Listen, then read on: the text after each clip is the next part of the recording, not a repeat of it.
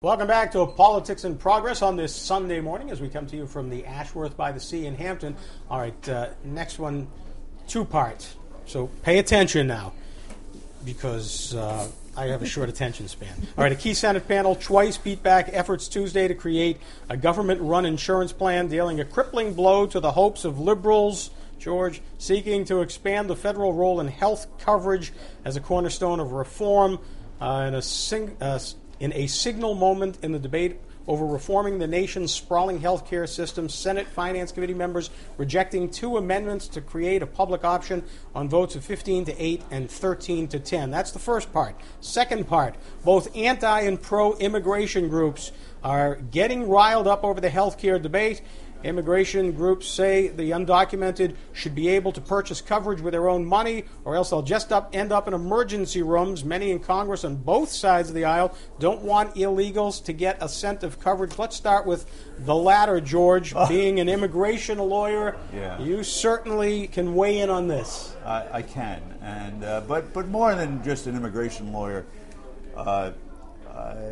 just as a human being, as an American citizen, I don't think our democracy wants a society of haves and have-nots.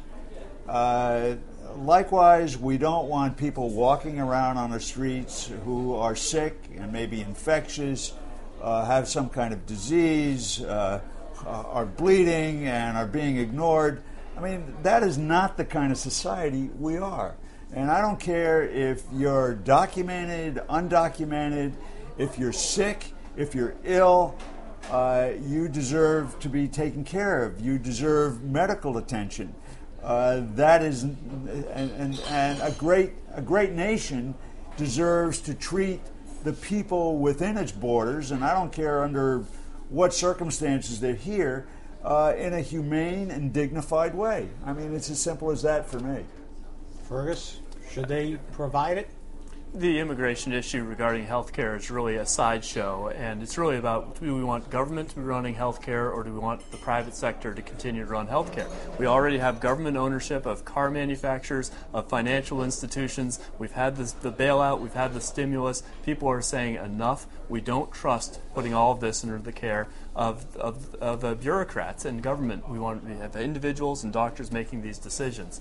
And that's why the Obama agenda is really running into the shoals right now. Well, you know, individuals and doctors haven't been making these medical decisions for a long time. It's really the big insurance companies that are making these decisions.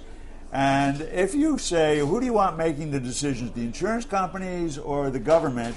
At this point, I feel more disposed toward the government.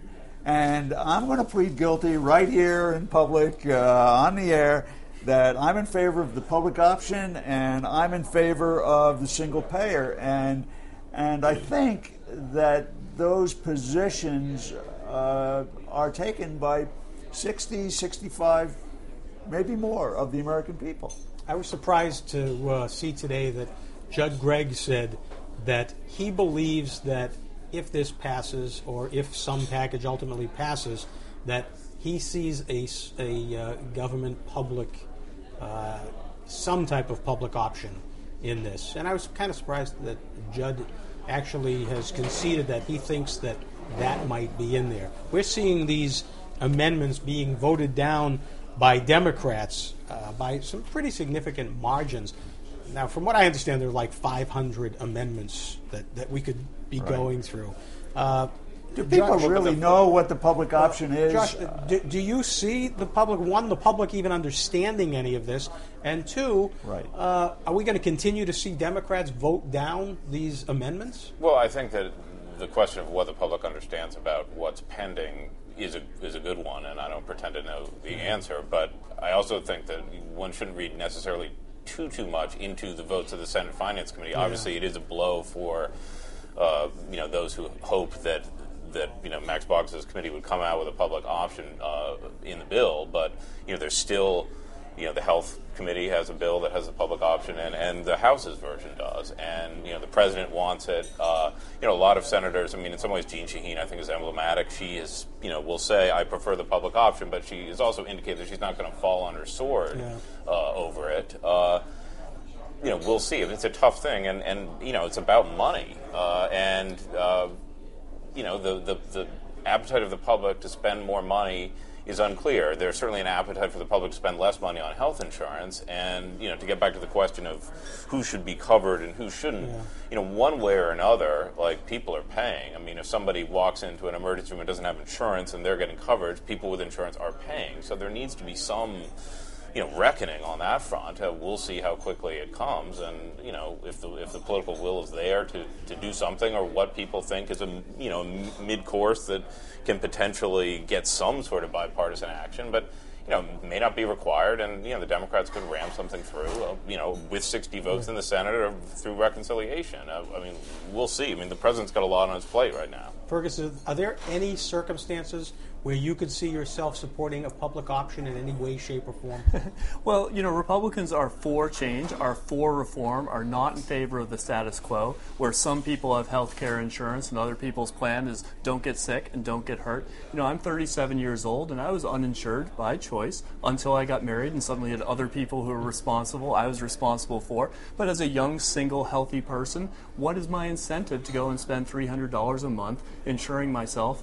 And so I chose not to. But that's wrong. People like me should be encouraged, should have an incentive to be part of the system and not financial economic incentives to be outside of it. So let's make it easier for people to get coverage. Let's try and control costs, certainly.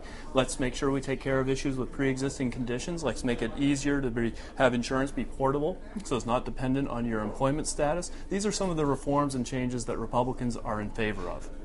But do you think... I don't disagree with a lot of what he just said. Wow, I'm glad we have that on tape. George agreeing with Fergus. But no, the elements that he laid out were good. The problem is that when those things come up for a vote in Congress, there aren't a lot of Republicans who are voting for those things. You look at what's been happening with in the Senate Finance Committee with the big three Republicans negotiating with the big three Democrats, and they put together the package, and lo and behold, none of the Republicans are supporting the package. And you wonder, what was that discussion all about for 4 months? And so...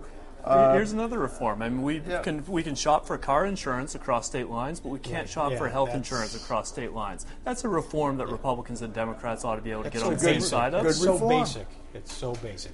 All right. Unfortunately, we are out of time, so we're going to have to leave it there. I want to thank my panel, Fergus Cullen, Josh Rogers, and George Bruno, for joining us here this morning on this Sunday morning edition of Politics in Progress. That's going to do it for us. Join us again next Sunday, same time, 11 o'clock, right here for Politics in Progress. Have a good Sunday afternoon.